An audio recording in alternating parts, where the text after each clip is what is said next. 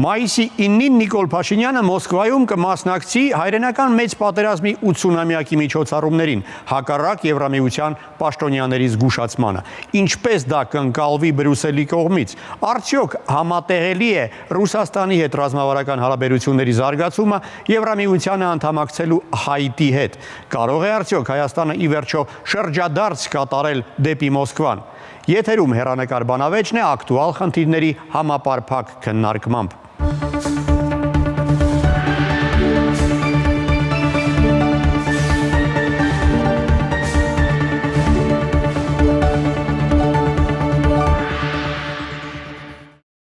Փաշինյանը ընդունել է Պուտինի հրավերը ու կմասնակցի հայրենական մեծ պատերազմի կապակցությամբ Մոսկվայում անցկացվող շքերթին։ Ինչ է դա նշանակում եւ ինչպես կազդի տարածաշրջանային հետագա զարգացումների վրա։ Այս խնդիրների շուրջ քննարկմանը կմասնակցեն մեդիա փորձագետ Տիգրան Քոչարյանն ու վերլուծաբան Հովսեփ Խուրշուդյանը։ Շնորհակալ եմ, որ այստեղ եք։ Առաջարկում եմ նախ ծանոթանալ տեսանյութին, որը գործընկերս է պատրաստել, որից հետո անցնենք զրույցին։ Ավելի քան մեկ ամիս առաջ, երբ Բաքուն ու Երևանը հայտարարեցին խաղաղության պայմանագրի շուրջ բանակցությունների ավարտի մասին, հեռախոսազրույց ունեցան Հայաստանի Հանրապետության վարչապետ Նիկոլ Փաշինյանն ու Ռուսաստանի Դաշնության նախագահ Վլադիմիր Պուտինը։ Դա տեղի ունեցավ հայկական կողմի նախաձեռնությամբ։ Հենց այդ ժամանակ Կրեմլի մամուլի ծառայությունը նաև հայտնեց, որ Հայաստանի վարչապետը կմասնակցի հաղթանակի օրվա միջոցառումներին։ Հայաստանի վարչապետը հաստատել է, որ ընդունում է Ռուսաստանի Դաշնության նախագահի հրավերն ու մասնակցելու է մայիսի 9-ին Մոսկվայում նախանշված հայրենական մեծ պատերազմում տարած հաղթանակի 80-ամյակի հոբելյանական տոնակատարություններին։ Հեռախոսազրույցի վերաբերյալ Հայաստանի վարչապետի մամուլի ծառայության տարածած հաղորդագրությունը միայն այս բովանդակությունն ուներ։ Վարչապետը Ռուսաստանի Դաշնության նախագահին տեղեկացրել է Հայաստանի եւ Ադրբեջանի միջև խաղաղության եւ միջպետական հարաբերությունների հաստատման մասին համաձայնագրի նախագծի տեքստի համաձայնեցման շուրջ բանակցությունների ավարտի մասին։ Քննարկվել են նաև տարածաշրջանային եւ երկկողմ հարաբերություններին վերաբերող այլ հարցեր։ Վերջին անգամ հաղթանակի օրվա միջոցառմանը վարչապետ Փաշինյանը մասնակցել է 2023-ին, անցյալ տարի 2024-ին, թեև հաղթանակի օրվա նախօրեին մայիսի 8-ին վարչապետը Մոսկվայում էր ու նախագահում էր Եվրասիական տնտեսական բարձրագույն խորհրդի նիստը, բայց մայիսի 9-ի տոնակատարություններին չմասնակցեց։ Վարչապետը վերջին անգամ Մոսկվայում եղել է 2024-ի աշնանը, մասնակցելով ԱՊՀ պետությունների ղեկավարների խորհրդի հերթական նիստին։ Օրեր առաջ ազգային ժողովի նախագահ Ալեն Սիմոնյանն ասաց, որ վարչապետը մայիսի 9-ին ներկա կգտնվի Մոսկվայում կայանալիք շքերթին, քանի որ հայրենական մեծ պատերազմում տարած հաղթանակը նաև հայ ժողովրդի հաղթանակն է։ Մայիսի 9-յան հաղթանակը մեր հաղթանակն է։ Մենք 300,000 զոհ ենք տվել, 300,000 մարդ, հայ մարդ գնացել եւ չի վերադարձել։ Էլ չեմ ասում, որ ներողություն եմ խնդրում, բայց դիմադրության շարժումներում տարբեր դաշնային զորքերում էլի հայեր են եղել, որոնք մասնակցել են, դա մեր հպարտության օրերից մեկն է եւ ես կարծում եմ, որ վարչապետի մասնակցությունը որևիցե ձևով չի կարող կապ ունենալ ԵՄ-ի կամ եւ այլ տենց բաների հետ։ Հասարակական քննարկումներում աշխուժություն սկսվեց այն բանից հետո, երբ Եվրամիության դիվանագիտության ղեկավար Կայա Կալասը հայտարարեց, թե Մոսկվայում մայիսի 9-ի շքերթներին կամ տոնակատարություններին ցանկացած մասնակցությունը շատ լուրջ կընդունվի Եվրամիության կողմից, հաշվի առնելով, որ Ռուսաստանը լայնամասշտաբ պատերազմ է վարում Եվրոպայում։ Մենք Եվրամիության թեկնածու երկրներին հստակ հասկացրել ենք, որ նրանք չպետք է մասնակցեն մայիսի 9-ին Մոսկվայում կայանալիք շքերթին։ Հայաստանը թեև Եվրամիության թեկնածու չէ, սակայն ավելի վաղ մեր երկրի խորհրդանը ընդունել է Եվրոպական միությանը Հայաստանի Հանրապետության անդամակցելու գործընթացի մեկնարկի մասին օրենքի նախագիծը։ Հայկական կողմը մինչ օրս պաշտոնապես չի հաստատել Նիկոլ Փաշինյանի մասնակցությունը Մոսկվայում կայանալիք միջոցառումներին։ Օրերս վարչապետի մամուլի խոսնակ Նազելի Բաղդասարյանը չհստակեցնելով արդյոք առհասարակ Փաշինյանի Մոսկվա այց նախատեսված է թե ոչ, նշեց հետևյալի մասին։ Մայիսի 9-ին Փաշինյան-Պուտին-Ալիև եռակողմ ձևաչափով հանդիպում չկա նախատեսված։ Վարչապետի Մոսկվա հնարավոր այցը վերստին առաջ բերեց հարցեր Հայաստանի արտաքին քաղաքականության ուղղության եւ Ռուսաստանի հետ հարաբերությունների վերաբերյալ։ Ազգային ժողովի նախագահ Ալեն Սիմոնյանը չի կարծում, թե ՀԱՊԿ-ին անդամակցությունը դե ֆակտո սառեցրած Հայաստանը որոշումը կվերանայի, հերքելով մամուլի այն պնդումները, թե վարչապետ Նիկոլ Փաշինյանը հանձնարարել է բոլոր գերատեսչություններին վերականգնել ռուս գործընկերների հետ կապերը։ Կա մի իրականություն, որ Հայաստանի Հանրապետությունը իր անկախությունը եւ ինքնիշխանությունը պաշտպանում է, երբ որ իրեն խափում են, գցում են դա արձանագրում է եւ բարձր ասում է, Երբ որ մի բանի հետ համաձայն չի, դրա մասին ասում է, երբ որ ինչ-որ կառույցի վերաբերյալ իր գնահատականն է ունենում, դա ասում է։ Եվ դա չի նշանակում մենք երբևիցե չենք հայտարարել, որ որևիցե աշխարհի երկրի հետ խզում ենք, պետք է խզենք մեր հարաբերությունները։ Մինչդեռ խորհրդարանական ընդդիմության գնահատմամբ վարչապետ Նիկոլ Փաշինյանն ու թիմակիցները փորձում են Ռուսաստանի հետ վատ տարածած հարաբերությունները վերականգնել։ Երկու երկրների ղեկավարների զրույցից հետո Մոսկվայում Հայաստանի եւ Ռուսաստանի արտաքին գործերի նախարարությունները քաղաքական խորհրդակցություններ անցկացրին։ 3 օրում 2 հեռախոսազրույց ունեցան արտգործնախարարներ Արարատ Միրզոյանն ու Սերգեյ Լավրովը։ Այսպիսով մայիսի 9-ին Մոսկվա գնալ թե չգնալ հարցը շարունակում է բաց մնալ։ Որոշ քաղաքագետների կարծիքով նման այցերը կարող են ազդել Հայաստանի միջազգային դիրքերի վրա, հատկապես հաշվի առնելով Եվրամիության դիրքորոշումը։ Այդուհանդերձ այն թե ընդհանրապես ինչ ազդեցություն կունենա հնարավոր այցը Հայաստանի արտաքին քաղաքականության վրա, ցույց կտա ժամանակը։ Անցած տարի Փաշինյանը չի մասնակցել հայրենական մեծ պատերազմի կապակցությամբ անցկացված այդ շքերթին, այս անգամ որոշել է մասնակցել։ Ինչ է փոխվել, խնդրեմ։ Ես կարծում եմ աշխարհաքաղաքական իրավիճակը եւ ավելի ճիշտ դրա անցալումը հավանաբար Հայաստանի իշխանությունների կողմից, ես այստեղ այն հաշվարկը, որ արվել է, որ ըստ երևույթի եղել է այն, որ հիմա Ռուսաստանի վիճակը այսպես միջազգային իզոլացման տեսակետից ավելի բարվոք է, քան անցած տարի էր, քանի որ Միացյալ Նահանգների հետ բավական այսպես լուրջ հանդիպումներ, հարաբերություններ սկսեցին ձևավորվել, չնայած դա էլ դեռ շատ թեական է եւ չգիտենք ինչով է ավարտվելու, բայց ամենայն դեպս չգիտես ինչի Նիկոլ Փաշինյանը որոշել է, որ հիմա ավելի ճիշտ է գնալ, որը ես սխալ հաշվարկի հետևանք եմ համարում, բայց ամենայն դեպս այստեղ մի հարցական կա, որ մենք չգիտենք ինչ է այնտեղից բերելու, եթե ինչ-որ բան բերելու է, որովհետև եղել է, որ ինքը գնացել է այնտեղ, մենք քննադատել ենք, որ գնացել է, բայց հետո ինքը եկել է, ասել է, ես բերել եմ պայմանավորվածություն Զվարթնոցից, օրինակ ՖՍԲ-ի զորքերը հանելու, կամ բերել եմ պայմանավորվածություն հայ-թուրքական եւ հայ-իրանական սահմանի վերահսկողություն համատեղ դարձնելու, հա, բնականաբար դա Պուտինի հետ խուսափության արդյունքներ են եղել։ Եվ եթե այս անգամ էլ ինչ-որ մի այդպիսի բան ունենալու ենք, ստանալու ենք, գուցե կարելի լինի այսպես անտեսել այն փաստը, որ դա իրոք որոշակի հարցականներ, եթե ոչ դժգոհություն է առաջացնելու մեր հիմնական պարտներների մոտ, Եվրամիության, Միացյալ Նահանգների, որոնք որ այսօր նաև ինչ-որ իմաստով աջակցում են մեր անվտանգության ապահովման գործում, բայց այստեղ ես բացի քաղաքական ասպեկտից նաև բարոյական ասպեկտը կուզենայի դիտարկեինք, որովհետև հայ ժողովուրդը իրականում ամենամեծ ներդրումներից մեկն ունեցողն է այդ հաղթանակի մեջ, բայց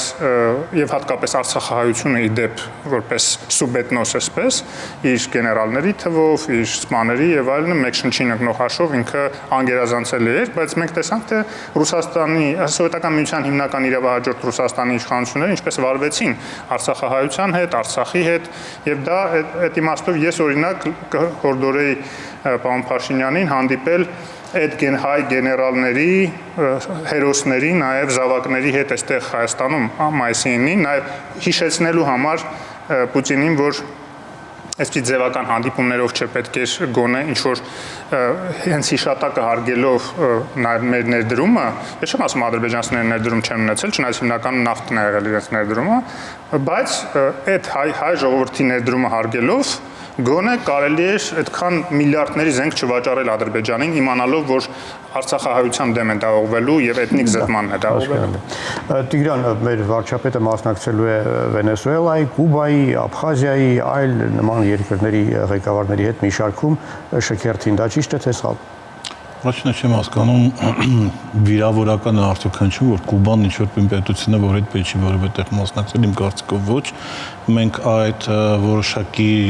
խորհրդային միությունից եկած այլ պետություններին վերաբերվելու որպես կառլիկ պետություն, հա, խորհրդային միության քաղաքացու, այսպես ասենք, տեսանկյունից պետք է դադարենք արդեն անել եւ դեռևս հարցը, հա, Կուբան է փոքր պետություն, թե Հայաստանը։ Սա մի կողմից Աբխազիան մեծ պետություն է, թե փոքր պետություն է, ինքը իրավունք ունի իր անկախության համար որոշակի պայքար տանելու, այսինքն դա լինի ԱՄՆ, դա լինի Բրազիլիա, թե դա լինի Աբխազիա, եթե այդ իրենց ժողովուրդը պայքարում է իրենց անկախության համար եւ որոշակի քայլեր է դրա համար ձեռնարկում, ամեն դեպքում պետք է այդտեղ ապրող ժողովրդի ընտրությունը հարգել։ Մինչև պատասխանելը կարճ ուղղակի ասեմ, որ այդ Ռուսաստանը չի դավաճանել Արցախայցյանը, դավաճանել է Նիկոլ Փաշինյանը, որը Եվրամիության հորդորով Պրահայում պարտադրվել է, թե ցանկություն է ունեցել, ուղղակի հանձնել է Արցախը Ադրբեջանին, այսպես պատրախամի, գցելով նաև Ռուսաստանին շատ վատ իրավիճակի մեջ, ինչի մասին խոսել է եւ Պուտինը եւ Լուկաշենկան, որ իրենք իմացել են Փաշինյանի որոշման մասին, ճանաչել Արցախը Ադրբեջանի կազմում, արդեն այն բանից հետո, երբ այդ որոշումը կայացվել է, այսինքն այստեղ իմ կարծիքով սլակները պետք է ուղղել ճիշտ ուղղությամբ եւ ոչ թե փորձեն մեղադրել երկրորդ կողմերը։ Տարի մերժ հրավերը եղել էր նույն ձևով ձևակերպված։ Մերժել էր Հայաստանի Ասեմ ինչն է փոխվել, պարոն Խուրշիդյան, այս հարցով համաձայն է, փոխվել է աշխարհագրական ռասկլադը, եւ Փաշինյանի տանիքներից մեկը, որը Բայդենն էր եւ Հարիսը, այսինքն դեմոկրատական ադմինիստրացիան, ինքը չի ընտրվել, փոխարենը եկել է Թրամփը եւ փոխել են նաև Եվրամիության, այսպես ասենք, այն հանգիստ շարժը, որովհետև Եվրամիությունն էլ որոշակի ձևով մտածում էր, որ ԱՄՆ-ի հետ միասին որոշակի բաներ կանեն Ուկրաինայի մասով, այլ երկրների մասով, հիմա Եվրամիությունը որոշակի չափով ժամանակի մեծ մասը ծախսում է նրա վրա, որ հասկանա ինչպես հանդիմանել Տրամփին կամ նոր եկող վտանգները նոր ԱՄՆ-ի վարչակազմից, եւ այստեղ Փաշինյանը, եթե ցենց ասենք, որդական լեզվով մնացել է անտեր, որովհետև այն մի տանիքը չկա, այն մյուս տանիքը զբաղված է, ընդ որում եթե ես չեմ սխալվում, պարոն Խուրշիդյանը կարող է հաստատի կամ ոչ, նույն Եվրոպական միության որոշակի չինովնիկներ հորդորում են Հայաստանը այդքան գազ չտալ այդ ուղղությամբ, որովհետև գլուխները խառն է, եւ մնում է չի հասկանում ինչ անի, նավսեկի գնում է Մոսկվա, մի հատ նայ ինչ կնի կամ ինչ չի լինի, բայց իմ կարծիքով եւ խորը համոզմունք ունեմ, որ Ռուսաստանը այլևս արդյունքներին չի հավատում, ինչպես հայտնի ֆիլմում կարող են ասել, եւ այդ այցը որևէ դրական կամ որևէ բացասական բան Փաշինյանի չի բերի։ Եվրամիության միջազգային հարաբերությունների հարցերով գերագույն ներկայացուցիչ Կայա Կալասը գրեթե բաց տեքստով սպառնացել է Եվրամիությանը անդամակցելու հայտ ներկայացված պետություններին, որ պետք չի մասնակցել շքերթին։ Հայաստանը այս կոչը անտեսում է, դա ինչ է նշանակում։ Խնդիրներ չենք ունենա Բրյուսելի հետ։ Միջև ձեր հարցին պատասխանելը կուզենայի անդրադառնալ պարոն Քոչարյանի երկու դիտարկման հետ, որ Նիկոլ Փաշինյանն է դավաճանել Ռուսաստանին, չգիտեմ, նախ սկսենք նրանից, Ռուսաստանը Նիկոլ Փաշինյանն է ճանաչել Արցախը Ադրբեջանի կազմում։ Ուրեմն սկսենք նրանից, որ Նիկոլ Փաշինյանը Հայաստանի ղեկավար չէր, եւ որ Ռուսաստանը 4 միլիարդի զենքեր մատակարարում Ադրբեջանին, լինելով հապկի մեջ Հայաստանի հետ։ Եվ այդ զենքը հաջողությամբ կարող էր օգտագործել ոչ միայն Արցախի դեմ, որ իրենք ասում են դեմ Արցախի համար, պարոն Խուրշիդյանին, մինչև այդ վաճառքը Հայաստանը որոշակի ոչ բարյացակամ քայլեր արել Ռուսաստանի հանդեպ, որից հետո այդ խնդրեմը Որն էր ոչ բարյացակամ։ Ռուսաստանի թշնամուն շքանշան պետական պարգև տվերել։ Չէ, ուրեմն դուք ժամանակագրորեն երևի չեք հիշում, բայց դրանից առաջ է սկսվել զենքի մատակարարումը։ Զենքի մատակարարումը սկսել հիմնականում որն է, այս 300-ները մատակարարվել են Ռոբերտ Քոչարյանի օրոքտեր։ Այնպես որ պետք չի այդ ամեն ինչով արդարացնելով Ռուսաստանին մենք ուղղակի չենք եկեք Երկանյան Ռոբերտ Քոչարյանի ժամանակ 2006 թվականին թեկուզ Հայաստանի ռազմական բալանսը գերազանցում էր Ադրբեջանի ռազմական բալանսին։ Ոչ մի բալանսին չէր գերազանցում մեկ, երկրորդը մենք խոսում ենք Ռուսաստանի մատակարարների բալանս ժուրնալները այնտեղ այսինքն մատակարարում էր որ բալանսը մեր դեմ վերականգներ Ադրբեջանը։ Մենք հիմա քննարկում ենք Եվրամիության թե Հայաստանի ռազմական Ես ուզում եմ որ մենք ամեն ինչ դիտարկենք Հայաստանի շահերից ոչ թե Ռուսաստանին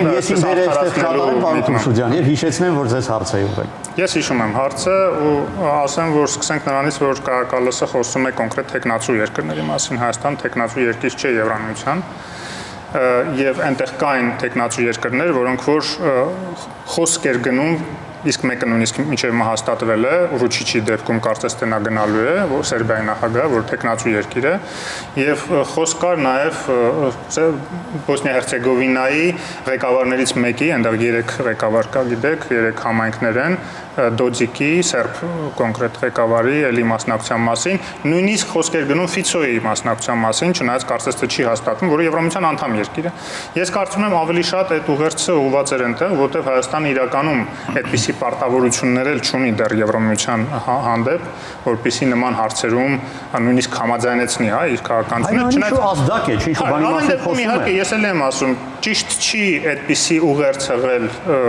Եվրոմիությանը, այն դեպքում, երբ որ Եվրոմիությունն ու Միացյալ Նահանգներն են այսօր հողի վրա ներկա Հայաստանում Ադրբեջանից մեր անվտանգությունը ապահովելու հարցում մեզ աջակցելուց, որտեղ գիտենք, որ բազան, որը Ռուսաստանի կա, ոչ մի ձևով մեզ չաջակցեց Ադրբեջանի հարձակման ժամանակ։ Այնպես որ այդ տեսակետից իհարկե մենք ինքներում պետք է որոշենք մեր շահերից որն է բխում, ուրիշ հարց, որ ես էլ եմ ասում, իմ կարծիքով հաշվարկը սխալ է եւ մեր շահերից բխում էր չգնալը։ Իսկ դուք ինչ եք կարծում,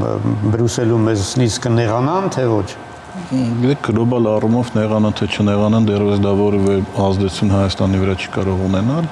Եվրոդիտորդների հետ կապված ասեմ, որ իրենք չեն պաշտպանում Հայաստանը Ադրբեջանից, որովհետև Հայաստանը ամեն ինչ հանձնում է Ադրբեջանին, զրոյացնելով հնարավոր էսկալացիաների բոլոր, այսպես ասենք, օջախները։ Խոսքը գնում է Տավուշի 4 գյուղի մասին, որը հանձնվեց Ադրբեջանին առանց որևէ կրակոցի եւ մնացածը, այսինքն կոնկրետ եվրոդիտորդների անելիքը դեռևս պարզ չէ, ավելին ասեմ, վերջին լրատվականում, որ ես կարդացի, իրենց կողմից հայտնած, որ խոզնավարում հնարավոր է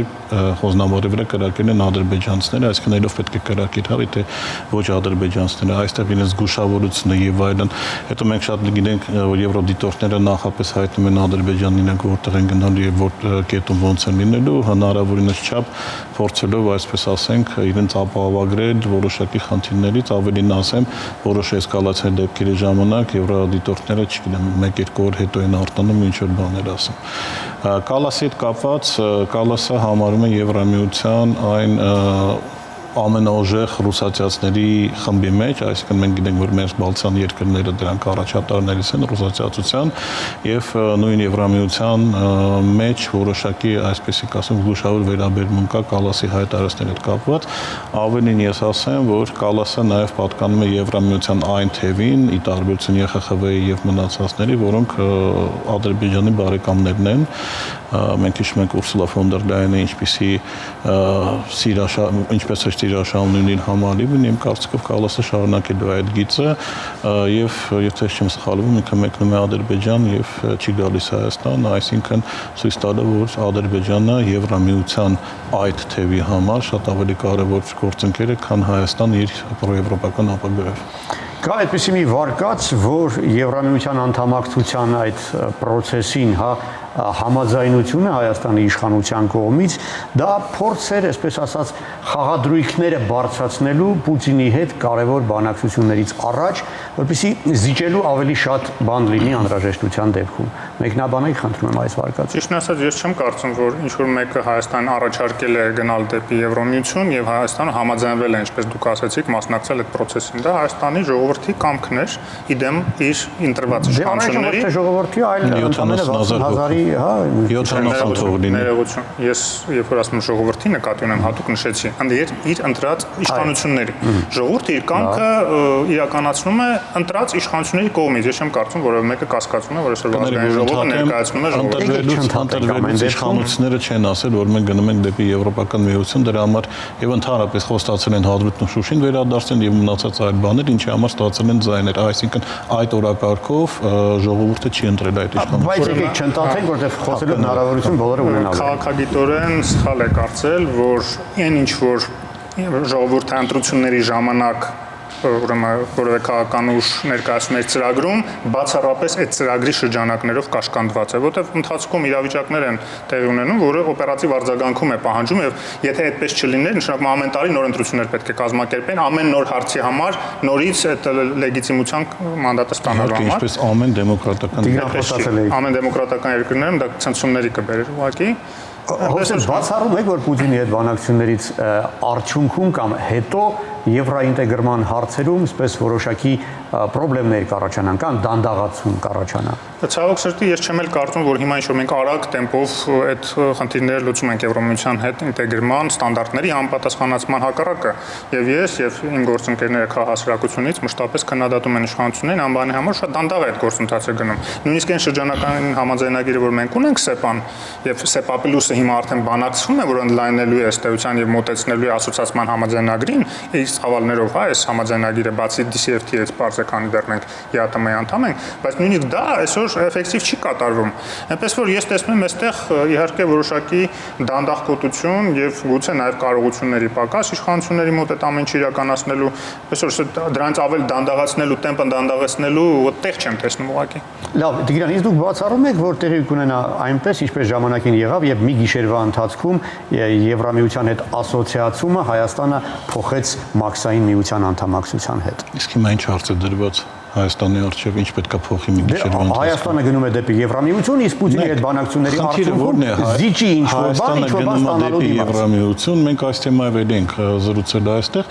Եվրոպայից սիգնալ ազդանշան չկա, որ արի մեր մոտ, հա, այսինքն ավելի շատ սա Հայաստանի եւ այդում Նիկոլ Փաշինյանի երևի թե անձնական նախաձեռնությունն է այդ ուղղությամբ գնալ, քան ես չեմ տեսնում եվրոպական բարձրաստիճան պաշտոնյաները, որ հրավիր են ասեն, եկեք եւ այլն, այսինքն հնարավոր է, որ այս process-ը նախաձեռնվել է կոնկրետ մի նպատակով, որպեսզի Պուտինի հետ բանակցություններում զիջելու հնարավորինս շատ բան լինի։ Ես շատ եմ ցավում, հա, ես շատ եմ սիրում իմ հայրենիքը եւ իմ բանպետությունը, բայց Հայաստանը այն կարգավիճակում չի, հատկապես հիմա, որ Ռուսաստանին, ԱՄՆ-ին, Եվրամիությանը, Չինաստանին, Պարսկաստանը, Իրանին նույնիսկ ինչ-որ բան թելադրի, հա, այսինքն հիմա հատկապես այս նոր աշխարհակարգի ձևավորման փուլում, երբ բոլոր հարցերը լուծվում են ոչ թե միջազգային իրավունքի, այլ ուժի միջոցով գնալ եւ փոքր երկրին շատ ավելի մեծ երկրի դեմ ինչ-որ պայմաններ, ուլտիմատումներ կաշել եւ պահանջներ, իմ կարծիքով դա մի փոքր Դե եթե ամեն ինչ ուժով է լուծվում, դիվանագիտությունը ինչի համար է պետք է դեպքում։ Ներկա պայն ես եմ ասում ներկա փուլում այն ինչ կատարում է աշխարհում դիվանագիտության լեզվով չի լուծվում։ Մենք կարող ենք տեսնել ԱՄՆ-ն ոնց է իր հարցերը լուծում, հա, Ռուսաստանը ոնց է իր հարցերը լուծում, Թուրքիան ոնց է իր հարցերը լուծում, Սիրիան ոնց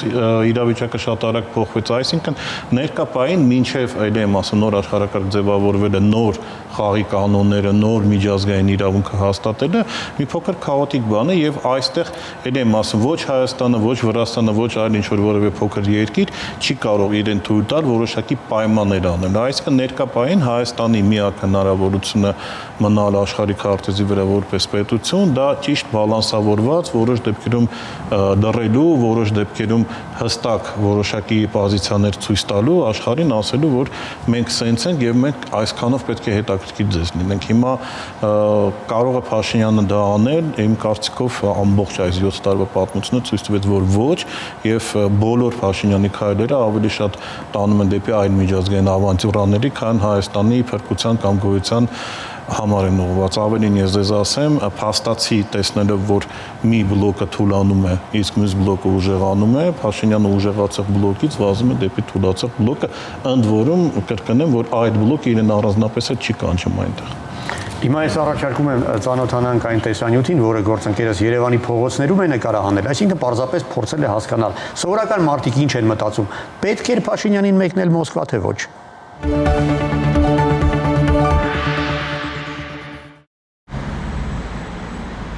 Իմ կարծիքով ճիշտը մասնակցելն է, չնայած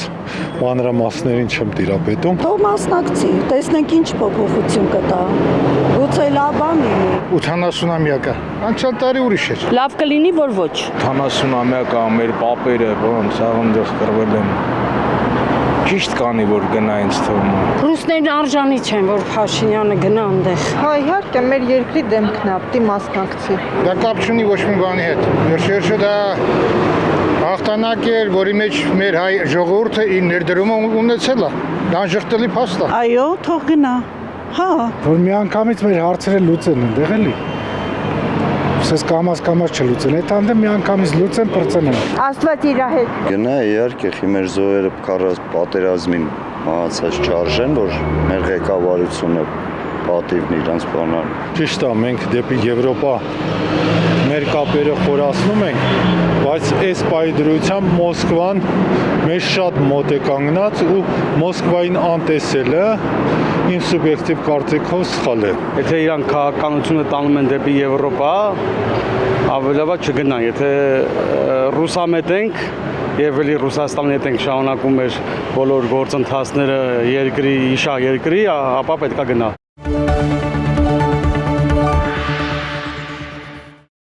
Հայտնի է, որ Մոսկվայում լինելու է այդ միջոցառումներին նաև Իլհամ Ալիևը եւ արդեն վստահ ենք, որ եռակողմ հանդիպում նախատեսված չէ, ամենայն դեպս պաշտոնական հաղորդագրություն այդ մասին եղել է։ Այնուամենայնիվ Մոսկվայում Պուտին-Փաշինյան հանդիպման արդյունքներում հնարավոր է ինչ-որ բեկում տեղի ունենա հայ-ադրբեջանական հարաբերություններում եւ մոտենա հայ-ադրբեջանական համաձայնագրի կնքման օրը։ Նախ չեմ կարծում, որ Ռուսաստանը շահագրգռված է հայ-ադրբեջանական հաշտեցմամբ, որտեղ կոնֆլիկտը միշտ եղել է երկու երկրներն էլ կառավարելու միջոց Մոսկվայի ձեռքերում։ Եվ այդ տեսակետից, բայց նաև համաձայն չեմ, որ Հայաստանը եւ որևէ փոքր երկիր ընդհանրապես անուժ է իր քաղաքականությունը վարելու։ Իհարկե կաշկանդված կարող է լինի շատ հարցերում, բայց ես մի օրինակ եմ ուզում հիշեցնել, երբ որ 2 տարի առաջ դեկտեմբերին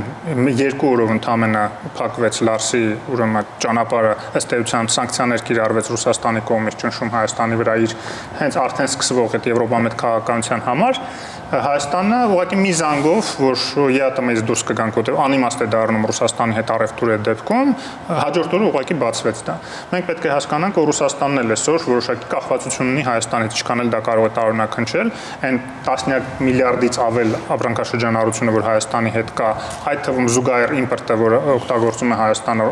Ռուսաստանը օգտագործում է, որպեսզի կարողանա այդ միլիարդները ստանալ, իր համար բավական արժեքավոր է դարձնում Հայաստանի հետ առևտուրը, այնպես չի, որ մենք միակողմանի այսպես կախված ենք եւ ոչինչ չենք կարող անել։ Շատ ճիշտ նշեցիք, որ այս դիվանագիտակցությունն էլ դրա համար է, որ կարողանաս քո առավելությունները, քո հնարավորությունները օգտագործել քո շահերը պաշտպանելու համար։ Եվ մենք տեսնում ենք, որ երբեմն դա նաեւ ստացվում է այդ ինքնիշխանության ծավալները ավելացնելու հարցում, ինչի ես նշեցի իմ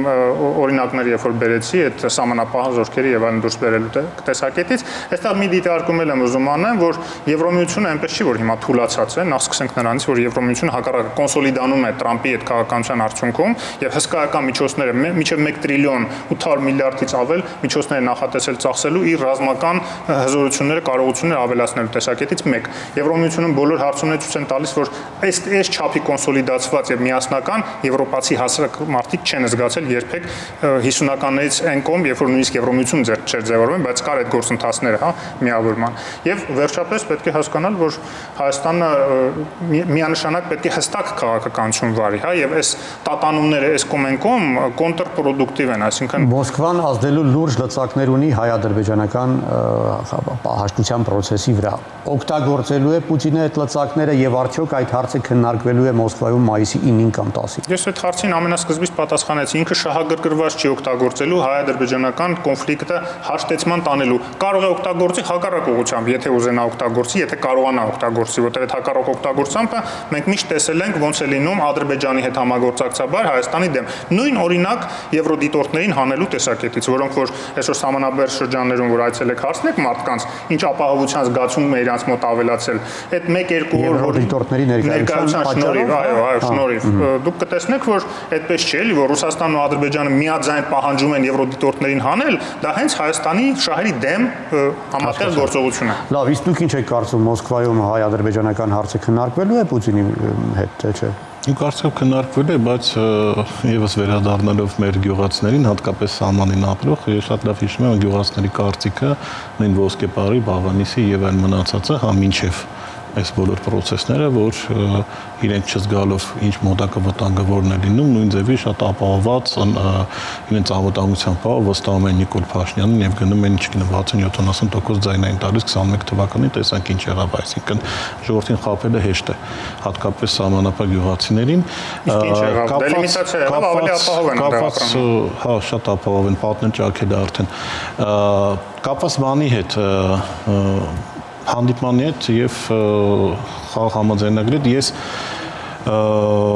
մի փոքր կհամաձայնվեմ, բայց մի փոքր չեմ համաձայնվի։ Մոսկվայում երևի թե չի ստորագրվի այդ խաղաղ պայմանագիրը, որովհետեւ դա ձեռք չի տալիս ոչ թե Մոսկվային, այլ Ադրբեջանին։ Ադրբեջանը ներկայապես ստանում է Փաշինյանին ամեն ինչ որ ուզում է եւ կանոնեցնել այդ process-ը Ադրբեջանը չի ցանկանում, որովհետեւ այլ նպատակներ կան եւ հիմնականը դա ադրբեջանցիներով բնակեցնել Հայաստանը, այսինքն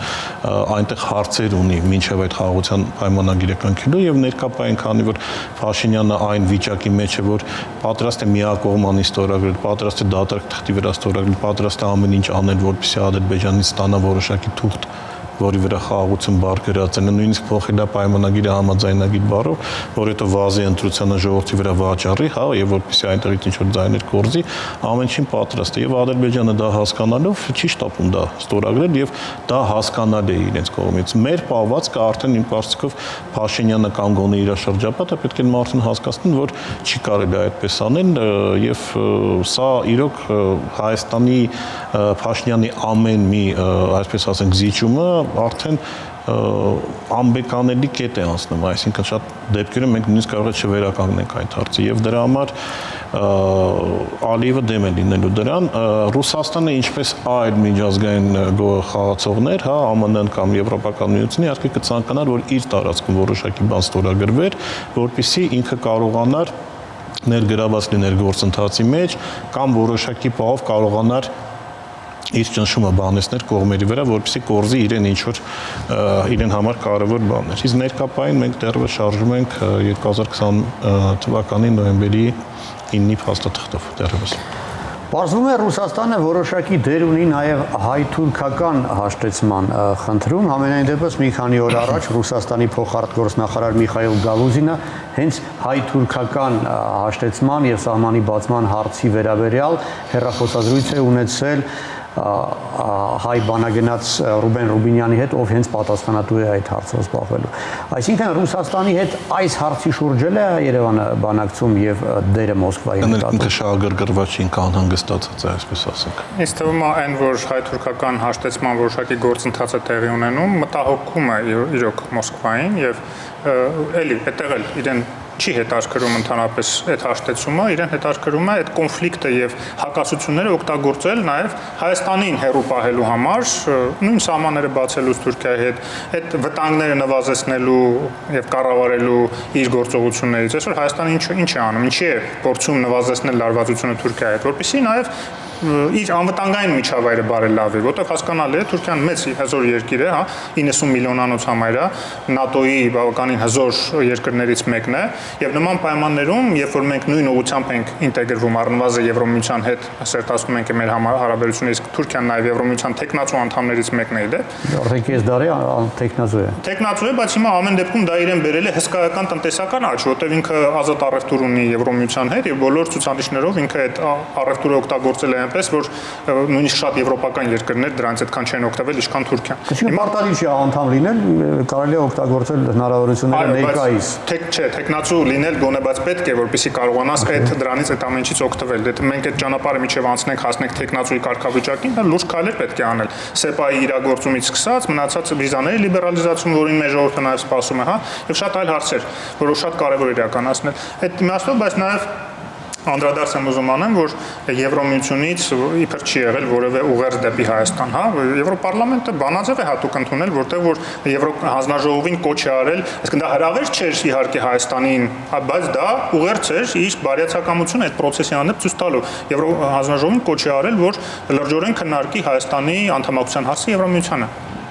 Նույն հարցը ձեզ հիշում եք հարցս, այսինքն հայ-թուրքական process-ում Մոսկվայի դերը։ Իհարկե հիշում եմ, ուրեմն տեսեք, շատ գեղեցիկ սիրուն խոսքեր են ասում, որ հայ-ադրբեջանական հաշտեցում պետք է լինի, հայ-թուրքական հաշտեցում լինի եւ չար Ռուսաստանը խանգարում է այդ հաշտեցմանը։ Իսկ ո՞րն է հաշտեցման գինը։ Հայ-ադրբեջանական հաշտեցման գինը եղավ Արցախը, Արցախի կորուստը 120,000 փախստական, որոնք մինչ հիմա չեն կարողանում իրենց հարցերը լուծել։ Իսկ ո՞րն է լինելու հայ-թուրքական հաշտեցման գինը։ Իհարկե լինելու է ցեղասպանության ուրացումը, այդ մեր պայքարի հրաժարումը եւ չգիտեմ այլ ինչ բանջներ կդնի Թուրքիան։ Արդյոք այդ դա այն գինն է, որը պետք է տալ հայ-թուրքական կամ հայ-ադրբեջանական հաշտեցում ունենալու համար։ Արդյոք Արցախը պետք էր Արցախը հանձնել, պետք էր 120,000 մարդ անտուն անհայրենիք դարձնել, որպեսզի հետո խոսել հայ-ադրբեջանական հաշտությունից կամ հիմա ուրանալ ցեղասպանությունից եւ խոսել հայ-թուրքական ուրանալ ցեղասպանություն։ Երբևէ նման բան լսել եք Թուրքիայի կողմից, որ միջև չհրաժարվեք ցեղասպանությունից, մենք վերջնական պայմանը դա է լինելու եւ դες կարող եմ ասել։ Ինչ է նշանակում լինելու, ինչ գիտեք ինչ է լինելու։ Խուրշիդյան, դուք շատ լավ ավելի ճանաչում եք Նիկոլ Փաշինյանին եւ հանդիպել եք իր հետ, Աննա Հակոբյանն հետ եք հանդիպում տարբեր ինչ-որ միջոցառումների եւ մեսեջները, որոնք գնում են, մասի սարից հրաժարվել է, հա, դա մեսիջ չի, որ ցեղասպանության ուրացումը գնալու։ Կասկած լինելու է։ Ցեղասպանության ուրացումը արգելված է մեր օրենքներով։ Փաշինյանի բառախաղերը ցեղասպանության հետ կապված նույն բառախաղերը, որ ԱՄՆ-ում են տալիս մեծ եղերն եւ այլն։ Դուք կարդացել եք Փաշինյանի նախորդ տարվա ուղերձը ցեղասպանության նվիրված։ Ես ամեն ինչ կարդացում եմ, կարծում եմ, որ մասնագիտական եւ այլն շեշտում է ցեղասպանության բառախաղերը գնում եւ դանդաղ այսեն սիրուն առանց բանանելու շտիրուն այդ կոնսուլտացիա գնում է եւ Թուրքիայի պահանջը դա Թուրքիայի հիմնական նախապայմանը միշտ եղել է պատմաբանների հանձնաժողովը եւ դա կատարում է Փաշինյանի առաջարկը նոր սահմանադրություն առանց արտահայտության հռչակագրի վրա հովանալու որտեղ կա ինչ ասնակում դա կատարում նախր իրար հետևից ոչ ստույգ արձագանքելու հնարավորություն ունենաք Հովսեփ կան սիգնալներ հաստատական որոշ Մասիսարից հրաժարվել է սիգնալ չի ինչ ասեցիք Մասիսար պատմաբանների հանձնաժողով եք ասում ուրացում եք դա էլ է լինելու հերթական պրոցեդուրան հենց այն որտեղ է գրած որ լինելու դուք եք ուզում որ լինի թե Պարոն Խուրշիդյան Ռեջեփ Թայիպ Էրդողանը ասել է որ Ադրբեջանը Թուրքիան ասել է որ Ադրբեջանը Հայաստանի հետ իր հարցերը կլուծի, իր պահանջները կկատարի Հայաստանը Ադրբեջանի եւ կանցնենք արդեն հայ-թուրքական Մոսկվայի ուզածին այս հարցում։ Մոսկվային անհանգստությունը, որովհետեւ Հայաստանի սահմանը Թուրքիա է, դա նաեւ ԱՊ-ի սահմանն է Թուրքիայի հետ եւ նաեւ Մոսկվան իրոք որոշակի շահեր ունի այստեղ, ինչպես յուրաքանչյուր խոշոր պետություն եւ իրեն այդ process-ը անհանգստացնում է եւ ավելին ես ասեմ Հայաստանն այստեղ ուշի-ուշով պետք է հետևի եւ հանկարծակի չգնա հերթական ավանտյուր է, ես ինչքան գիտեմ որոշակի շրջանակներում շրջանառում են նաև ռուս սահմանապահներին հայ-թուրքական սահմաններից հեռացնելու հարցը եւ այդպեսի նույնպես շփհաստատներ են պատրաստում, իսկ ինչպես է Թուրքիան հարգում իր պետության իր հարևան պետությունների սահմանները, իմ կարծիքով հեռու գնալ պետք չի, կարելի է հետևել նույն Սիրիայի օրինակին, նույն Իրաքի օրինակին եւ նույն Կիպրոսի, 75 թվից այնտեղ նստած են եւ դուրս չեն գալիս, այսինքն սա է խնդիրը եւ այստեղ մենք պետք է մտածենք ոչ թե Ռուսաստանը կամ Իրանը, որը ընդհանուր Զանգեզուրի Զանգեզուրի պահապանն է, հա ներկայային գլոբալ առումով, ինչի ուրիշ պետությունները պետք է մեր փոխարեն մտածեն մեր իսկ անվտանգության եւ արժանապատվության մասին եւ էլ եմ ասում, եթե Արցախի, եթե Ադրբեջանի հետ հաշտեցման գինը պետք է լիներ Արցախը, իսկ Թուրքիայի հետ պետք է լինի ցեղասպանությունից ուրացումը, հա, ապա երևի թե այդպեսի գին պետք չէ եւ այդպեսի հաշտություն մեզ պետք չէ։ Իսկ կարող է տպավորություն ստեղծվել, որ իշխանությունը Եվրամիության միանշանակ ինտեգրման կողմնակից է, իսկ ընդդիմությունը Ռուսաստանի հետ հարաբերությունները զարգացնելու։ Համենայն դեպս Գյումրիում ողջ ընդդիմադիր ուժերը պաշտպանել էին այն տեխնացուին, որը քաղաքապետ ընտրվելուց հետո հայտարարեց, որ Հայաստանը պետք է անդամակցի Ռուսաստանի հետ դաշնային պետությանը։ Մեկնաբան եք խնդրում։ Ուրեմն տեսեք, նախ Մասիսարից հրաժարում, եթե ասենք, ուրեմն առաջին հրաժարվել են նախորդ իշխանությունները, երբ որ հայ-թուրքական հայտնի պրոտոկոլները ստորագրելուց եւ Գյուլի այցելության ժամանակ նույնիսկ Արարատի բանից են Մասիսարը հանել այդ լոգոից եւ այլն։ Շատ ճիշտ եք ասում, ես կոնկրետ դեմ եմ եղել հայ-թուրքական պրոտոկոլին։ Հիմա ուզում ասեմ, երբ որ երկրի անվտանգությունը ինչ որ բաներ է պահանջում եւ պատերազմ խաղաղության միջև դու ուզում ես խաղաղ ապրել եւ վտանգները թուրքական այնպեսին չեն, որ դու ինքնուրույն կարողանաս դրանք կառավարել, երկու ճանապարհ կա։ Կամ գնալ մաս դառնալ Ռուսաստանի եւ ասել դե մի կերպ եկեք մեզ պաշտպանեք, այդ դեպքում պետք է պատրաստ լինենք, որ նաեւ Դոնբաս ուղարկենք 100,000 զինվոր եւ մեր ավելի շատ զոհեր տանք, քան Արցախում տվեցինք Դոնբասում։ Կամ պետք է ինքնուրույն փորձենք այս ուժերի հավասարակշռության պայմաններում այո ինքնուրույն մեր հարցերը լուծել, այլ ոչ թե հույս դնել, որ ինչ որ մեկը մենք գնանք բզբզանք թուրքերի դեմ, սրա դեմ, նրա դեմ, հետո ինչ որ մեկը օրինակ տվյալ դեպքում ռուսները գան մեզ պաշտպանեն։ Ինչի որ չեն արել իդեպ։ Հիմա մի րոպե ներողություն շատ լավ գիտեք, որ եթե ընտրում ես պատերազմի եւ խայտարակության մեջ ընտրում ես խայտարակություն, ստանում ես եւ պատերազմ եւ խայտարակություն։ Հարևանների հետ նորմալ հարաբերություններ հաստատել, եթե այնտեղ ոչ մի ուրացման մասին խոսք չկա, այդ դուք վերագրում եք բաներ, որ ոչ միտեղ ոչ մի պայմանավորվածություն չկա, այդպեսի ինչ ուրացում, ինչ բան։ Բառացի անընդհատ շեշտում է իշխանությունները, որ ցեղասպանության հարցը ընդհանրապես քննարկվող չի, ուրիշ հարցը որ ասել են, որ ճանաչումը միջազգային առաջնահերթությունների շարքում չի, իդեպ հիմա որ արդեն որի որ տարին է դա ասում են, դա չխանգարեց, որ այսօր Մեծ Բրիտանիայի պարլամենտի անդամները գնում են ցեղասպանության հուշահամալիրի մոտ եւ համատեղ դիմում են Մեծ Բրիտանիայի կառավարությանը, որ ճանաչի ցեղասպանությունը։ Այդ ոնց եղավ ինքնուրույն, այն որ միջազգային խնդրել է Մեծ Բրիտանիան գնալ։ Այդ եմ ասում, որ նույնիսկ այն պայմաններում որ չեն որ դեռևս Սփյուռքում մնացել են ազնիվ հայկական լոբիստական։ Բայց ես դա եմ ասում, հարգելի, շնորհակալություն որ հաստատում եք, դա եմ ասում, որ մեզանից դա չի կախված, այն որ շահեր կան միջազգային եւ ով որ ուզենա ճանաչի ցեղասպանություն, անկախ նրանից մենք դրանով զբաղվում ենք թե չէ, կճանաչի, կշահարկի, կօգտագործի։ Հիմա ինչ վերաբերում է հայ-թուրքական սահմանին, բա համասում եք ինքնուրույն պետք է մեր հարցերը լուծենք, այլ ոչ թե սրա նրա հույս դնենք։ Իսկ այստեղ ասում եք, չէ, ռուսական սահմանապահները մնան որ ինչ անեն։ Իդեպ այդ տեսակետից իրանք հակակշռելու հնարավորություն ունենք մենք։ Նույն Եվրոպարլամենտը հատուկ բանաձևում հատուկ շեշտում է, որ հայ-թուրքական սահմանն էլ կարող են նույն դիտորդական առաքելությունը բացվի, իսկ այն, որ ռուսական բազան ինչով մեզ օգնեց իր պարտավորությունները չկատարելով հայ-ադրբեջանական կոնֆլիկտի ժամանակ, երբ որ ադրբեջանցիները ներխուժեցին համարյա միջև ջերմուկ էին հասել եւ իրենք ասում են մենք չգիտենք ձեր սահմանները որտեղ են, այդ բազայի արժեքը մենք այդտեղ տեսանք եւ ասել, որ բազան հայ-թուրքական կոնֆլիկտի ժամանակ մեզ պետք է պաշտպանի, մենք արդեն դրա օրինակ ունենք ադրբեջանական կոնֆլիկտի մասով։ Այնպես որ եվրոպական ինտեգրումը նույն դաշտում հայտնվելը Թուրքիայի հետ ինտեգրման տեսակետից շատ ավելի մեծ անվտանգություն մեզ կբերի, քան անընդհատ թշնամական ռետորաբանությամբ, թշնամական ինչ-որ պահվածքով Թուրքիայի դեմ, մյուս կողմից միանգամից ասել, չէ, ռուսները մեզ կպաշտպանեն, չեն պաշտպանելու։ Ոնց որ Արցախում պաշտպանեցին, որ Պուտինի նկարներ էին տանում, ռուսական դրոշներ էին ինչ-որ անում են հույսով, որ պետքա իրանց Ռուսաստանը պաշտպանի, տեսանք ինչ եղավ։ Միութենական պետությանը անդամակցելը Հայաստանին, ինչպես առաջարկում է Գյումրիի նորանշանակ նորընտիր քաղաքապետը Հայաստանին, ինչ կարող է տալ։ Սկզբից շատ ցենց չեմ ուզում ասեմ պրոթուրքական, բայց այդպես է ստացվում այս ելույթը, հա, եւ առնվազն ես կարող եմ ձեզ ասել, որ խաղաղություն պետք է հաստատվի, պրոթուրքականների ինչ կապ ունի։ Խաղաղություն պետք է արժանապատիվ լինի, այլ ոչ թե ինչպես Ադրբեջանի հետ։ Արժանապատիվը ո՞րն է, դե պահանջենք Վանն ու Էրզրումը պահանջենք։ Այնպես ինչպես Արևմտյան Հայաստանը պետք է իմ հարցին։ Կապված միութենական պետության հետ, տեսեք, իսկ Եվրամիությունը միութենական կառույց չի, այսինքն Եվրամիության անդամները իրենց անկախության որոշակի մասը չեն հանձնում Եվրահանձնաժողովին եւ մնացածին։ Հետո Հունգարիայից ամեն ինչի մեջ վետո են դնում։ Ես ձեզ չէի ընդհատում, խոսքի տվել եւ չի ընդհատում։ Այսինքն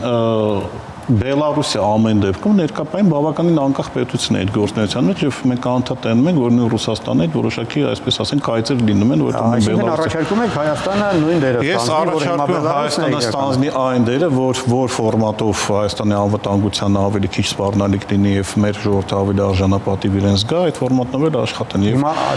որևէ այդ խնդիր մեր պատկերացումների մեջ կարող է տեղավորվել այդ միութենական պետություն որ դուք ասում եք շատերը կարող են մտածել դա խորհրդային միության մասին է խոսքը գնում բայց Ռուսաստան-Բելարուս ֆորմատը մի փոքր այլ է, եթե մենք այդ միութենական մասին ենք խոսում։ Իսկ միություններ էլ եմ, Եվրամիություններ, Եվրամիության մաս կազմող որոշակի երկրներ շատ ավելի կախյալ վիճակում են այդ երկրներից, նույն Եվրամիության մեջ մտնող, քան ընդհանրեն նույն Բելարուսը Ռուսաստանից։ Այսինքն այստեղ խառն է սաղ իրար հետ բանը եւ իմ կարծիքով եթե դուք Վարդան Ղուկասյանի վրա եք հղումը տալիս, Վարդան Ղուկասյանը շատ նորմալ բացատրեց, ես դրան ավելացնելու բան չունեմ։ Կապված ռուսական ռազմաբազայի եւ այլն կա փաստ, որ 1991 թվականից մինչեւ 2025 թվականն է Հայաստանը վրա Թուրքիան երբեք չի հարձակվել եւ կա փաստ բազայի գոյության եւ կա փաստ, որ մի երկիր, որը Եվրոպայում է տարածքային գտնվում, հա 1975 թվականից օկուպացվել է Թուրքիայի կողմից եւ թուրքերը առանձնապես այնտեղից դուրս չեն գալիս, այսինքն կարելի է շատ շատ բարձրագույն ինչը վստահ բաներ ասել, բայց կա ռեալ քաղաքականություն եւ կան ռեալ խնդիրներ այստեղ։ Իսկ Հայաստանը ես էլ եմ ասում այն ֆորմատները, որոնք թույլ են տալիս հայ ժողովրդին ապրել իր հողի վրա,